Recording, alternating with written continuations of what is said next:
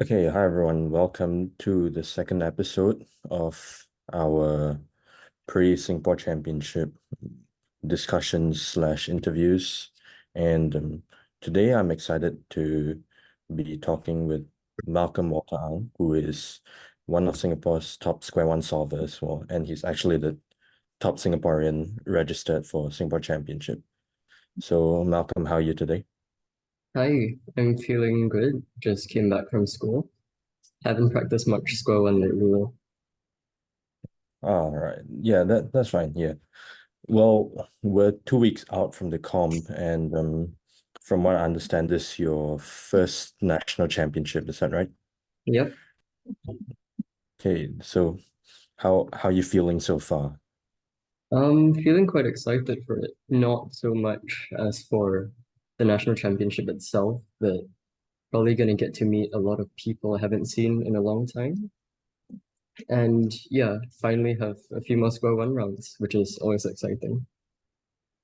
That's good. That's good. That's a really I think that's a really positive attitude that I think a lot of people can take away to uh that it's a really positive attitude and a lot of people can use to face big comps, as in this sort of reduces your pressure a bit. I can imagine. Yeah, it definitely does. In my case, I've never really done well in comps at all for anything, no matter how big the event is, be it 3x3 or something I don't care about like Megaminx. So in the Right. case of square one, my current PR is at my peak was about 1 second, 1.5 seconds slower than what I average. So probably not trying to aim for something global. Right. Yeah. Yeah. Because I was just about to ask you if you have any goals for this comp, but I guess goals can be good and bad in the sense that, well, it gives you something to work toward, but also if you think about it too much, it's too much pressure. Mhm. So do you usually have this sort of no goals mindset to try to improve your performance in comp? Not at all for any of the competitions I've been to. For quite a while, I was like, okay, I really want to get something at global finally. And I just thought, oh, maybe with more score on rounds, I'd finally get an 8 average or a sub 9 or an R2 average. But never really worked out, especially for the last two competitions. So trying to change up my mindset and see how it works. Right, yeah, yeah. That's totally fair because well, when you talk about more square one rounds, one thing that I like to think about is that, you know, regardless of what comp I'm going to, I'll just say that, if I mess up this round, I'll still have many more rounds in the future. There's always the next comp. So there's no reason that I have to get NR or I have to get a PR in this comp, this round specifically, because even if I don't, right, like it's just one comp, Hmm. right? And so well, I guess you've already talked about you're not really been doing any practice, but for the times that you have been practicing, mainly what type of practice has it been? So is it like Been, learning new stuff or just trying to get more familiar with what you're already doing?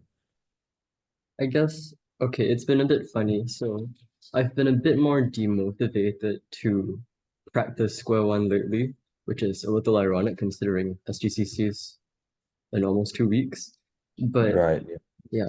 yeah, the last time I've learned anything on square one pretty much was about 6 months ago or about June when I finished doing CSP right before SG Special, if I'm not wrong.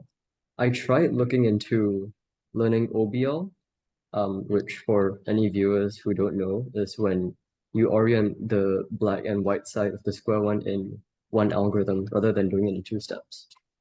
So I tried looking into doing that, I think about 2 times. So I relearned it twice, and every time I've just tried to practice it, it hasn't really been drilled in that well. So, and I just keep switching back to COEO. So my practice has mainly been working on CSP cases, just making sure I don't end up accidentally mistracing as often, which I think has worked pretty well thus far. And recently, I've been doing a lot more solves without CSP because my mindset is in finals, it's pretty easy to mistrace or just to mess up inspection. And my solves are not great at all, especially with parity. I just can't turn nearly as well, especially at edge permutation. So yeah, just trying more solves with parity or anti-CSP, as I like to call it. Right, that's actually a really that I'd say that's a really interesting interesting approach that I've seen because well most people would just go for what they've been doing all this while in finals, right? But you're so choosing the safer option. So does this have anything to do with, you looking at the site sheet and saying that, even if I go with the safer option without CSP, I still have quite a decent chance of becoming national champion? That's why you opt to do this? Yeah, that's a pretty big part.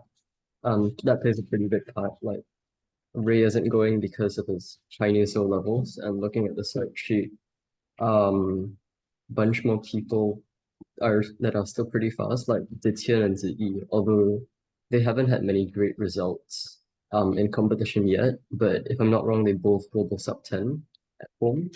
And yeah, I'm just trying to get if I'd be happy if I can land a sub 10 average in finals. Right, yeah. So it's you're just thinking of, I'll just do what I need to do. I don't need to get a PR, or I don't need to get anything super special in the finals. Yeah, definitely. That's great. Yeah. And so do you have any more long-term goals with Square One? So after SGCC, you have plans to, take this further? Hmm. After SGCC, honestly, I think I might quit Square One altogether right after because Why? Square One's always been a bit of a funny event for me. I started maining it, or at least I saw my first Square One about 2 years ago because I was looking through the SG rankings page. It's like, which one of these would be easiest to get NR, as we all do in the past, I Yeah, think. yeah. And I saw TCY had a 10.15 average, and me back then, who averaged 13 on 3 by 3, I was like, they say that's going similar to 3 by 3, and 10.1 is like pretty bad. So why not try and do square one? Maybe I can slay the NR. And then we all know what happened next. Ray just Right. popped out of nowhere in AMKCC, got literally the third best first timer average for score one, 10.15, missed Anna by 0.01. And me just spectating, I wasn't competing. I was like, what just happened? I thought he was Malaysian. And yeah, all my dreams and hopes just came crushing down. But it's okay. Uh, so because of that, I've always wanted to break the NR in the back of my mind. And looking at what Ray has done, 7.1 average is very hard to beat, even in 2, 3 years' time. And I know that if I want to break the NR at some point, I'm gonna have to learn a lot more algorithms. And having been through CSP, I don't think that's something I want to do. So I'd be happy in the future if I can just get a sub 8 average one day. Right, right. Yeah, that's a really good mindset you have there that can really help you improve your comp nerves dealing. Then so I guess the next question for this would then be, if not Square One, are you looking into other events? Because I know that you have been practicing a bit of pyramids recently. So how's that going? Yeah, Terminix was interesting. So yeah, you're right. I have been doing a lot more pyramids. I only got my first pyramids a month and a half ago, which is pretty wild Oh for me. wow. Yeah, it's kind of crazy. And Well, that's really fast progress. yeah, it's kind of insane. So I picked up pyramids. I thought, hey, Alan, who I've known for a long time, I know he's done pyramids, and I looked at the rankings again, kind of like square one, and I thought, maybe pyramids is also an okay event to enter at. And yeah, I've just been doing it a lot recently, looking into building more efficient Vs, learning Alpha E, turning faster, and it's worked out surprisingly well. I went from averaging, I think not even having a sub 3 AO5 at the start of the year to now having a 2.09 and a 2.3 second AO12 in 22 days, which is wild for me. That's really crazy. I mean, Yeah. so is the main method that you use to improve this fast is are you're just trying to do targeted practice? It's a bit of both. So I've been grinding a lot of Kira. I think if I'm not wrong, I looked at my CS timer stats and on average ever since the new year, I've done an average of 175 parasols every day, which is a Oh ton. wow. Yeah, it's a ton for me.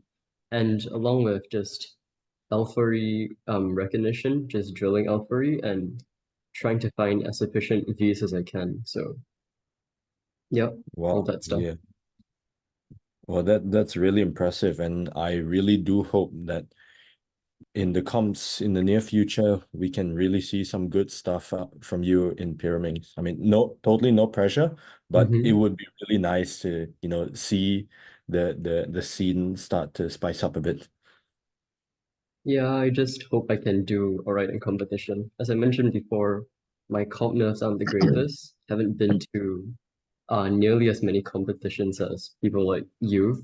So Right. yeah, SG Newcomers is coming up, so I'm probably looking forward to that more than SGCC, which is kind of funny. Right, right. Yeah. Well, I mean, you just practice what you have to practice, I guess. And so rounding up this short interview, I have one more question, which I'm going to be asking, well, all the guests, which is, do you have any predictions for national podiums? You can predict in any event, you can predict whatever you want. Do you have any predictions? Ooh, interesting. I'll go with 3x3 first. So 3x3, I want Yong Dong to get national champion. He's been going at it for a very long time.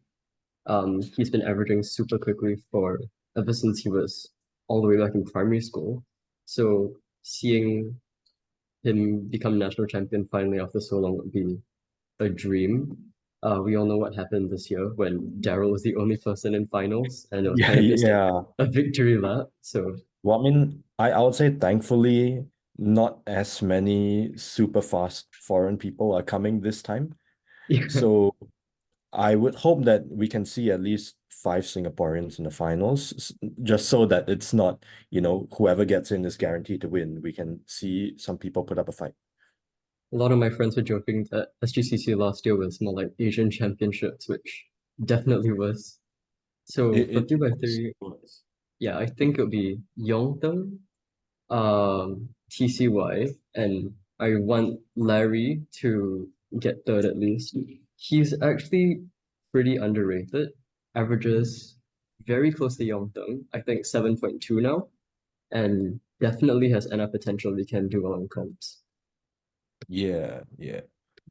Well, I mean, it also all comes down to, the experience of performing in finals, and especially because 3x3 finals, well, if everything goes according to schedule, it's likely going to be head to head. So that's really pressurizing.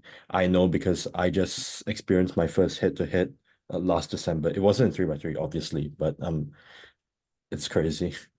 Yeah, what else is there? I guess we do some side events. So for Pyraminx, I think TCY is gonna win. He's been doing a lot more practice lately. Got down to a sub 3 AO 100 if I'm not wrong. Then Ziwei and Dylan. Right. Hmm. Uh, don't know what other events. Don't main much of anything. How about try square one? Square one. Okay, we'll end it off with that. Yeah. Me and two of my friends, Zitian and Ziyi, who are both twins who've been doing who've been maining squad for quite a bit, have this dream of getting podium buddy. So our aim is just all three of us, national podium, doesn't matter what placement. And winning SGCC for squad one would be incredibly cool, but I wouldn't be too mad if I just messed up in finals. So honestly, I think Zitian is gonna win this year. So Zitian, me, Ziyi. Right, right. Yeah, it really will be very cool if you can, share a podium with your good mates. Mhm. Yep. So thanks very much, Malcolm, for coming on, and wish you all the best in SGCC as well as your pyramid's journey ahead beyond SGCC. Thank you for having me. Yeah.